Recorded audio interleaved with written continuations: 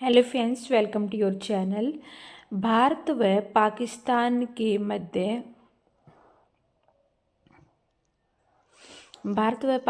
के मध्य परमाणु प्रतिष्ठानों को साझा करने संबंधी संधि पर हस्ताक्षर कब हुए थे?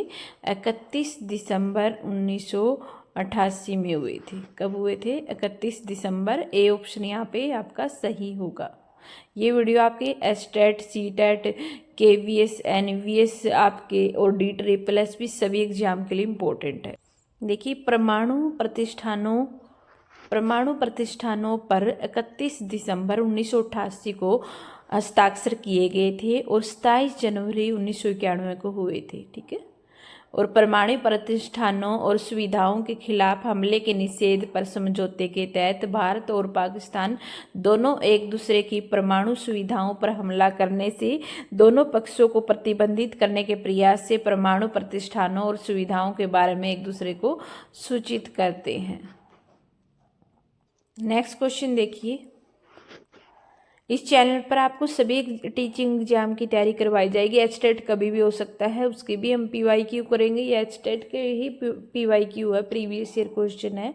D triple S B, KVS, NVS हर एग्जाम के प्रीवियस ईयर करवाए जाएंगे। हर एग्जाम की यहाँ पे तैयारी करवाई जाएगी। केवीएस का नोटिफिकेशन कभी भी आ सकता है, डीएसएसबी भी कभी भी हो सकता है, और एचटेट तो आपको अप्रैल मंथ में हो जाएगा। तो हम बहुत अच्छे से तैयारी करेंगे। निम्नलिखित में से कौन सा उड़ीसा का लौह अयस्क उत्पादक क्षेत्र नहीं है?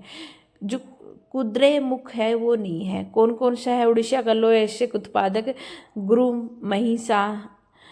महिसानी, बादाम पहाड़ और किरीबरू, ये है ना, ये तीनों हैं, ये उड़ीसा के लौह अयस्क क्षेत्र है।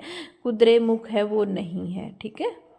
देखिए, उड़ीसा है वो भारत में लौह अयस्क का सबसे बड़ा उत्पादक क्षेत्र है। पूछ लिया जाए सबसे बड़ा उत्पादक क्षेत्र कौन सा राज्य है, तो उड़ीसा। 2019-2020 के वर्ष के दौरान उड़ीसा में भारत के आधे से अधिक लौह अयस्क उत्पादन में 120 मिलियन टन का उत्पादन होता है। ठीक है। और सिएबुम उत्तरी उड़ीसा के क्षेत्र में है। 50% से अधिक भारतीय लौह अयस्क भंडार इसी क्षेत्र में है। ठीक है। पूछ लिया जाए कि तो महत्वपूर्ण खदानें कौन कौन सी हैं उड़ीसा में? गुरु महिसानी, सुलेपेट, बादाम पहाड़, मयूरभंज में है। किरूबुरू है वो केदुझार में है। तो ये आप एक बार देख लेना। तो भारत का जो अग्रणी राज्य है उड़ीसा, लौह अयस्क का उत्पादन करता है और 55% से अधिक उत्पादन यहीं पे होता है। छत्तीसगढ़ में लगभग 17% उत्पादन होता है। ठीक है। उसके बाद कर्नाटक और झारखंड में, कर्नाटक में 14% और झारखंड में 11%। देखिए नेक्स्ट क्वेश्चन। क्षोभ मंडल में सामान्य ताप पतन दर क्या है वो हमें बतानी है। तो 6.5 डिग्री सेल्सियस प्रति 1000 मीटर। तो सी ऑप्शन यहाँ पे आपका सही। नेक्स्ट क्वेश्चन देखिए। रूस में खूनी रविवार की घटना किस वर्ष हुई थी? किस वर्ष हुई थी? 1905 में हुई थी। रूस में खूनी रविवार की जो घटना हुई थी वो कब हुई थी? 1905 में हुई थी।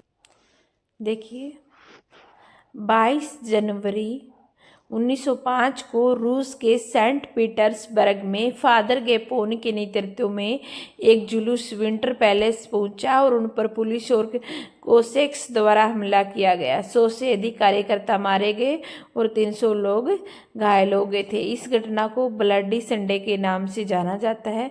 खूनी रविवार के रूप में जानी जाने वाली घटना ने घटनाओं की एक श्रृंखला शुरू की जिसे 1905 की क्रांति के रूप में जाना जाता है। ओके, ये चीज़ें आपको ध्यान रखना है।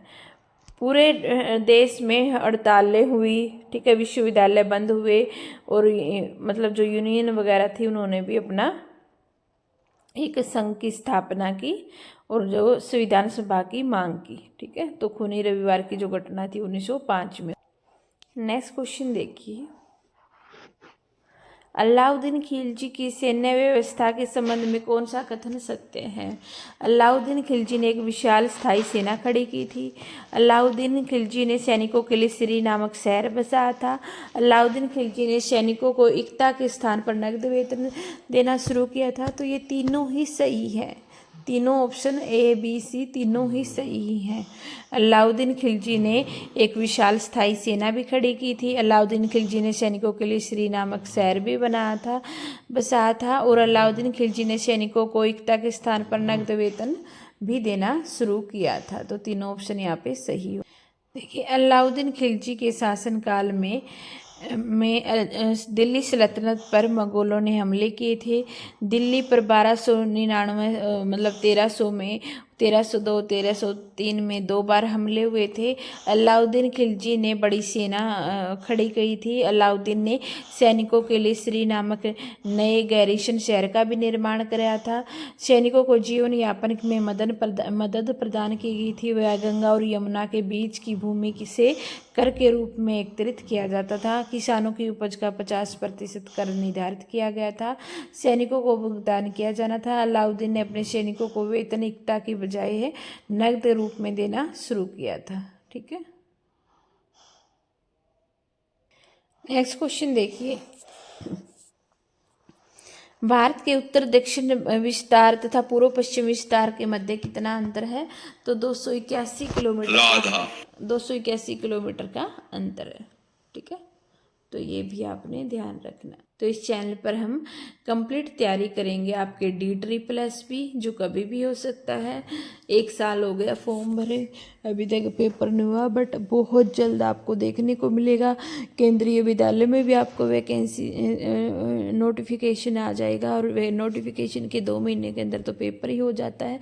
तो हम KVS की भी तैयारी करेंगे। एस्टेट आपका अप्रैल महीने में हो जाएगा, 1 महीने के अंदर, तो उसकी भी हम तैयारी करेंगे। ठीक है, तो प्लीज़ चैनल को सब्सक्राइब कर लीजिए और वीडियोज़ को ज़्यादा से ज़्यादा शेयर कीजिए। Thank you.